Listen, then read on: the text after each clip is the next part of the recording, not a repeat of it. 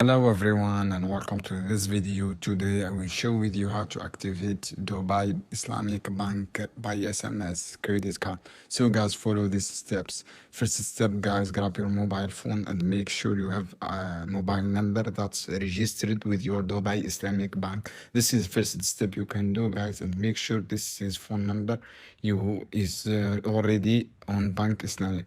And open message app and compose this new message by follow this body type guys. Click act and space and last 4 digits in your debit card number, for example this, and now send a message the designated DIB activation number 1234, and you should receive a confirmation SMS shortly after that. You can successfully confirm your by SMS. I hope guys this video helpful for you. Then don't forget subscribe and like and share this video for more content, and see you on another video soon. Keep watching.